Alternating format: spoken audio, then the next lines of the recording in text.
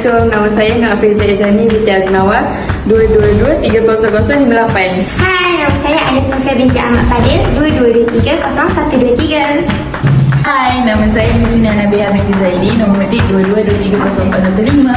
Hai, nama saya Fatimah Batisha binti Amy 222-30567. Nama saya Nur Emilia Haida binti Ashunor 222-30034. Apa itu disleksia? Disleksia adalah gangguan pembelajaran yang memberi kesan terhadap keupayaan untuk membaca, mengeja, menulis dan bercakap.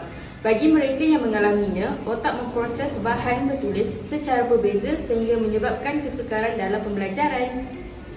Orang yang mengalami disleksia juga mempunyai masalah memahami apa yang dibacanya.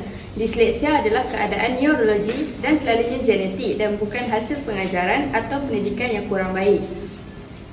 Ciri-ciri kanak-kanak disleksia. Yang pertama, kanak-kanak lambat bercakap. Yang kedua, bercakap pelat atau perkataan yang sering terbalik. Yang ketiga, suka menentukan perkataan atau rima. Yang keempat, lambat belajar perkataan baru. Yang kelima, suka mengingat huruf, nombor, bentuk atau warna. Yang keenam, mengalami kesukaran apabila ingin bercerita tentang sesuatu yang telah didengarnya. Punca-punca. Yang pertama, faktor genetik. Terdapat bukti bahawa faktor genetik memainkan peranan penting dalam perkembangan disleksia. Sekiranya terdapat sejarah keluarga disleksia, maka kemungkinan anak-anak dalam keluarga mempunyai risiko lebih tinggi mengalami keadaan ini. Contohnya, baka. Keluarga mempunyai sejarah penyakit. Yang kedua, gangguan struktur atau fungsi otak.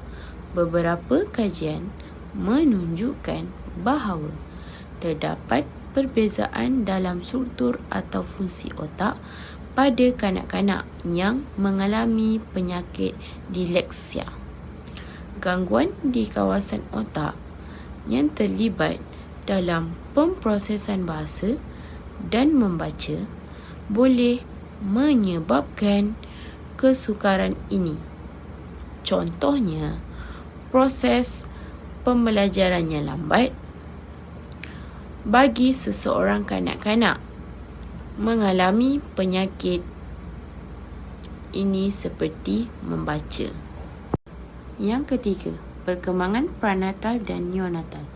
Beberapa faktor pranatal dan neonatal seperti kelahiran pramatang atau berat lahir rendah boleh meningkatkan risiko penyakit disleksia. Keadaan ini boleh menjejaskan perkembangan otak dan sistem saraf.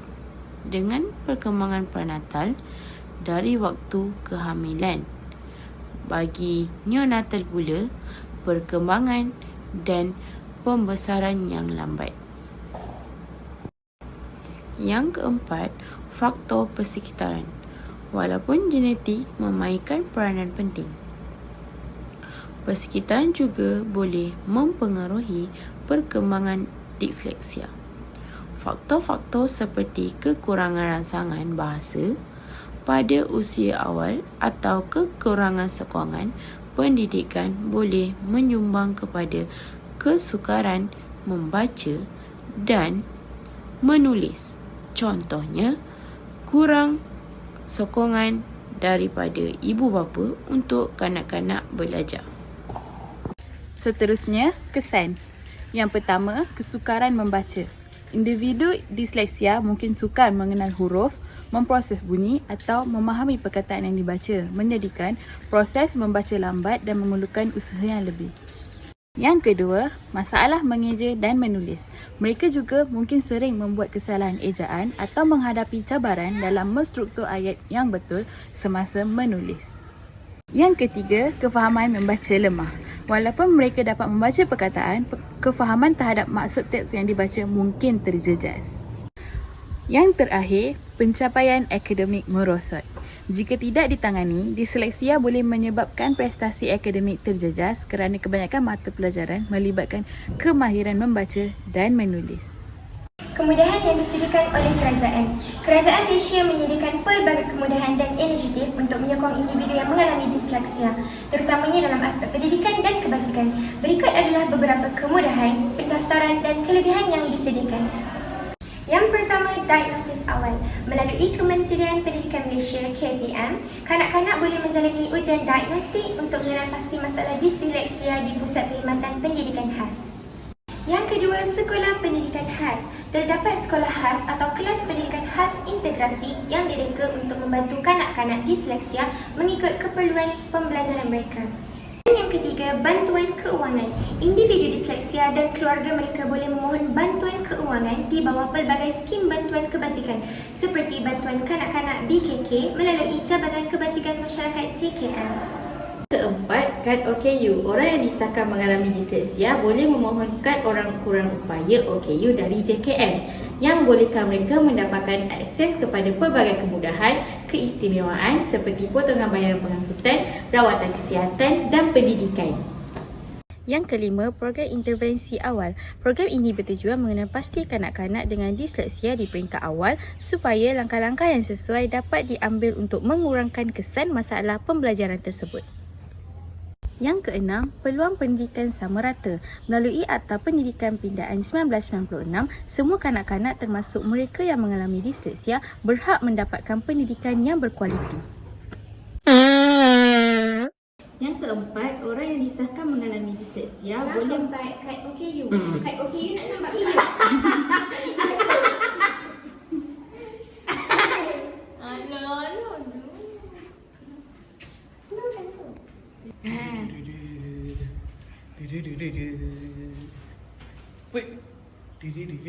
Oh, tu paling stres lah tu. Tu paling stres lah. Mereka paling percomelan